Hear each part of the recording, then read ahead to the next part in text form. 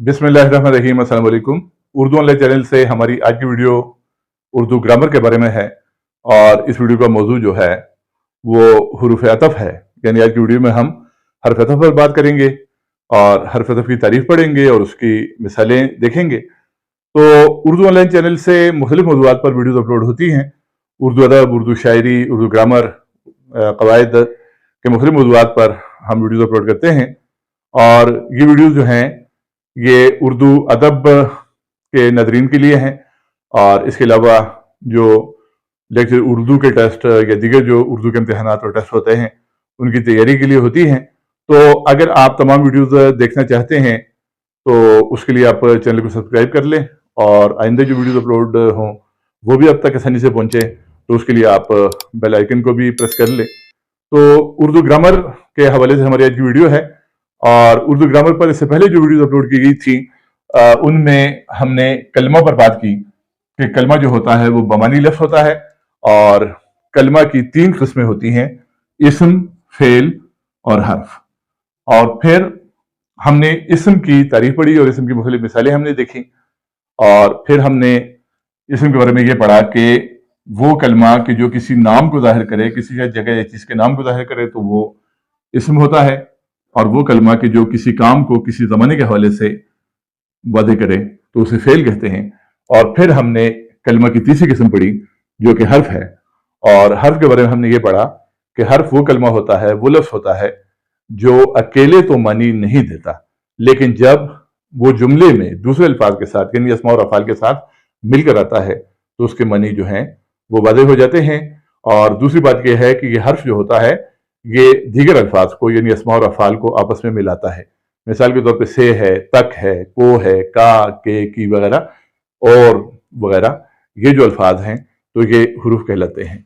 उसके बाद हमने हुरूफ की मुख्तलिफ अक़साम पढ़ने का सिलसिला शुरू किया। तो हमने उनमें से हरफ इज़ाफ़त को पढ़ा, हरफ जार को हमने पढ़ा और हरफ अतफ को हम इंशाअल्लाह आज की वीडियो में पढ़ेंगे और उसके बाद हम हर्फ की दीगर अक़साम जो हैं उनको पढ़ेंगे। तो आज की वीडियो का हम आगाज़ करते हैं और हुरूफ अतफ जो है इसको पढ़ते हैं। तो सबसे पहले आप तारीफ देखें हुरूफ अतफ की, वो कलमा जो दो कलिमात को आपस में मिलाए और एक हुक्म में शरीक करे। यानी हरफ अतफ वो कलमा है, वो लफ्ज़ है कि जो दो अल्फाज को, दो कलिमात को आपस में मिलाता है और उन्हें एक हुक्म में शरीक करता है। उर्दू में हुरूफ अतफ जो है, उर्दू में हरफ अतफ जो है वो और है, और जबकि फारसी और अरबी में वाव है। यानी उर्दू में जो है हरफ अतफ और इस्तेमाल होता है और फारसी और अरबी अल्फाज में हरफ अतफ जो है वो वाव इस्तेमाल होता है, और वाव। अब ये जो हमने तारीफ लिखी है, इस तारीफ की वजाहत जो है वो मिसालों के जरिए होगी। यानी मिसालों को हम देखेंगे तो बात वाज़ेह हो जाएगी कि इस तारीफ में जो एक हुक्म में शरीक करने वाली बात की गई है तो वो, और दो कलिमात को आपस में मिलाने की बात की गई है तो वो क्या है। तो अब हम मिसालों की तरफ आते हैं और मिसालें देखते हैं। पहली मिसाल जो हमारे सामने है वो है ठंडा और मीठा शरबत पी लो। अब ये एक जुमला है, इस मिसाल में ठंडा और मीठा के दरमियान जो और है तो ये हरफे अतफ है। पेट्रोल और डीजल की कीमत बढ़ा दी गई, यहां भी और हरफ अतफ है। और इसी तरह दिन और रात में और, फूल और कलियां, स्कूल और कॉलेज, ईंट और पत्थर, तो इन अल्फाज में, इन मुरकबात में, इन तरकीब में जो और है तो ये हरफ अतफ है। तो यहां तक हमने जो मिसालें पढ़ी हैं वो उर्दू के अल्फाज थे।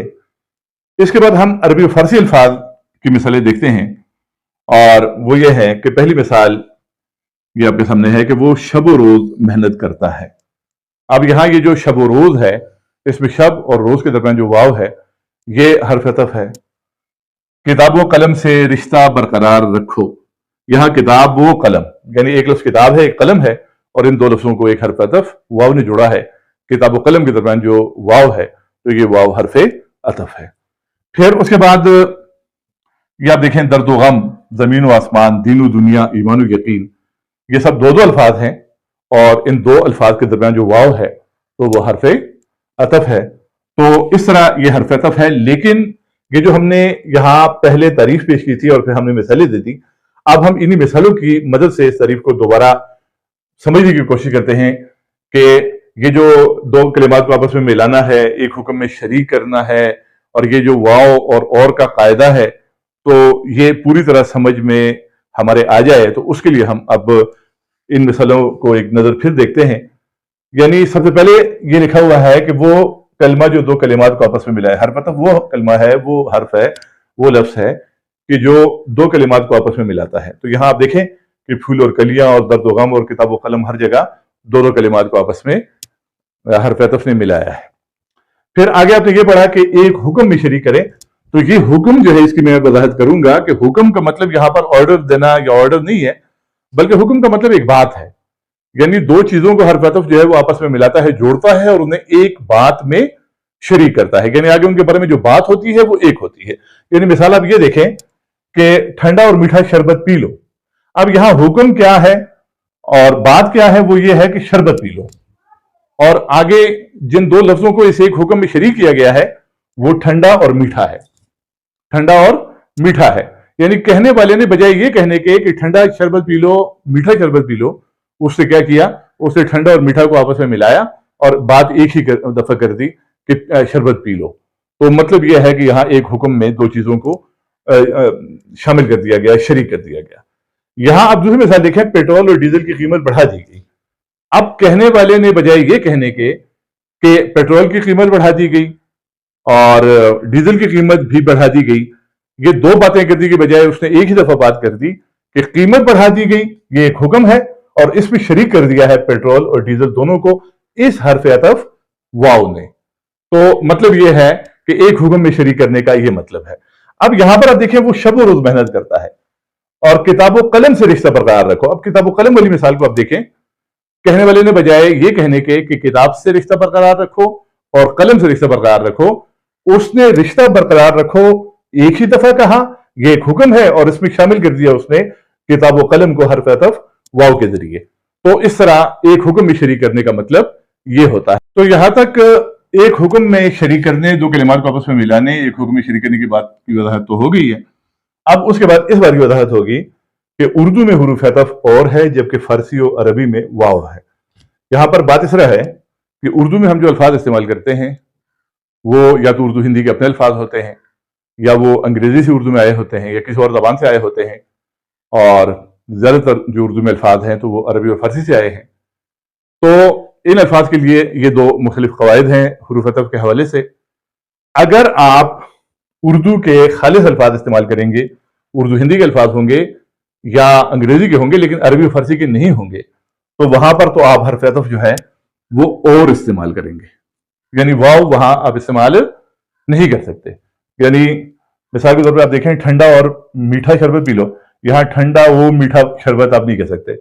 ये जो पेट्रोल और डीजल की कीमत बढ़ा दी गई, यहां पर आप पेट्रोल डीजल नहीं कह सकते, यानी पेट्रोल और डीजल के दरमियान वाव आप नहीं लगा सकते और ही लगाएंगे। उसकी वजह यह है कि ठंडा और मीठा जो है ये उर्दू हिंदी का अपना लफ्ज है, अरबी फारसी का नहीं है।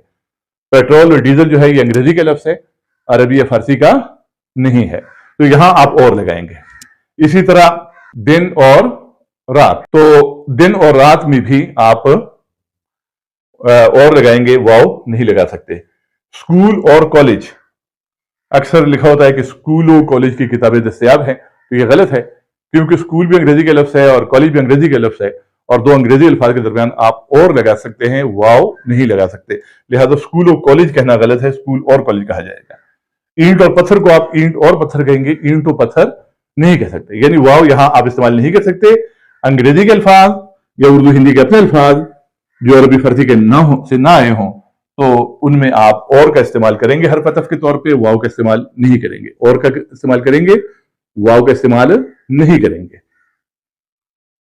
अब बात आ गई अरबी और फारसी अल्फाज की, तो वो अल्फाज के जो अरबी और फारसी के हैं, चाहे तरकीब में दोनों अल्फाज अरबी के हैं या दोनों अल्फाज फारसी के हैं, या पहला अरबी का दूसरा फारसी का है या पहला फारसी का दूसरा अरबी का है, बहरहाल अगर अल्फाज अरबी और फारसी के हैं तो वहां पर आप हर्फ अतफ वाव भी इस्तेमाल कर सकते हैं और हर्फ अतफ और भी इस्तेमाल कर सकते हैं।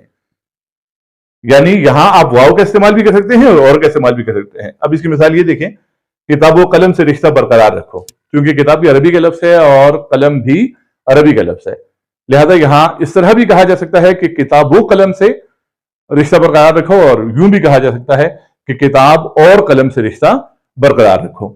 اسی طرح یہ شب و روز ہے، کیونکہ شب بھی فارسی کا لفظ ہے اور روز بھی فارسی کا لفظ ہے، تو یہاں واو حرف عطف ہے۔